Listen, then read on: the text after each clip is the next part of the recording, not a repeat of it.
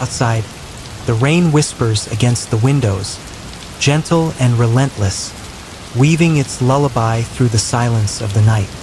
The world seems blurred and softer now, like an old memory floating just out of reach. If you've stumbled here tonight restless, eyes wide open in the dark, searching for something then welcome, you've found your shelter. This is a place for the sleepless, for the wandering mind that refuses to settle. Here, under the soothing patter of rain, I will tell you stories. Not just any stories, these are the ones that cling to your skin, curl around your spine, and settle deep inside your dreams. Let the rain carry away your worries. Let your heart slow its frantic beat. Close your eyes, or don't, because tonight we step into the places where light fades and something else stirs. Stay a while. Listen closely. Once upon a restless evening, there was a temptation too good to ignore. DraftKings Casino had unveiled a deal, a flashing neon sign in the otherwise gray fog of daily life. New players could dive in with just $5 and be rewarded with 500 spins on a featured game. 500 chances to turn fortunes in different gaze their way. Slots, blackjack, roulette, live dealer games all within reach, pulsating with a heartbeat of their own, like something alive inside the machine.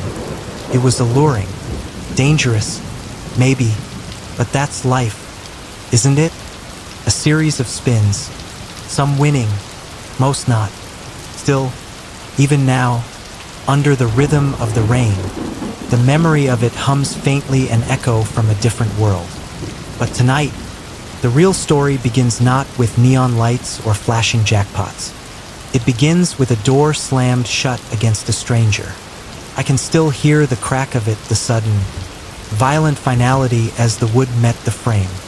Inside, the house was too quiet, the walls pressing in. Outside, I knew he was still there, waiting, watching. I turned on the children, anger boiling in my chest. Don't ever talk to strangers. I barked, louder than intended. The words felt heavy in my mouth, but the fear underneath was heavier. I tried to soothe the moment by letting them pick a movie, pretending that if we acted normal, normalcy would return.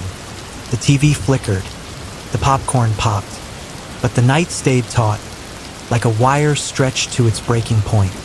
Later, there was the bear, a creature born of shadow and muscle, impossibly large. I remember how it loomed, how the earth seemed to tilt under its weight. It sniffed at my friend's trembling form, the sandwich forgotten at his feet. It rose on its hind legs, tall enough to scrape the low-hanging clouds, and pressed its nose against her face. For a heartbeat, the world stood still. Then came the sound, not a growl, not a roar, but something older, more primal. The kind of sound that wakes the part of your brain that remembers it was prey once. Kathleen, brave fool that she was, sprinted toward us. In her panic, she smashed into a tree so hard she staggered, blood streaking down her forehead. We dragged her back to the Wendy house, locking the door, praying the thin wood would hold. To this day, every Christmas, when a new boyfriend joins the family gathering, we tell the story of Kathleen and the tree. We laugh, but the laughter has a nervous edge to it. Some nights, you can still hear the bear in the telling. And then came the night of the blackout. There's something ancient about true darkness, a darkness unbroken by streetlights or the glow of a phone screen. It seeps into your skin. It breathes against your neck. That night, the world outside ceased to exist. The house became a fragile island adrift in a sea of black. The rain grew louder, hammering the roof like drumming fingers growing impatient. I sat by the window, clutching a flashlight whose beam barely scratched the ink outside. Every creak of the floorboards was a footstep. Every sigh of the wind was a whisper. And somewhere out there, something moved. After that, the storage room became forbidden ground. There were weeks, months where I couldn't even glance at the door without my stomach twisting. There were nights I convinced myself to walk past it, head high, pretending courage I did not feel. And then there were nights when the courage ran dry. One call, late at night, changed everything. The voice on the other end was distorted, warped like a cassette tape left too long in the sun. "Check on the kid," it said. Then silence. The child slept peacefully, unaware of the tendrils of dread curling around me. I told myself it was nothing. I told myself it was a prank. I told myself lies, beautiful, necessary lies. Summers at the campground offered a fragile reprieve. Days spent cannonballing into the pool, skin warm from the sun, the smell of barbecue thick in the air. Evenings spent chasing fireflies, laughing under the lazy swirl of stars. But even paradise has shadows. There were strangers who wore their humanity like an ill-fitting mask. There were nights when exploration turned into flight cameras forgotten, hearts hammering, footsteps slipping on wet floors as we fled from unseen dangers. And we never knew for sure if what we fled from was man or something older. Sometimes the dead do not stay buried. Sometimes a familiar grave disappears overnight, replaced by a stranger's name.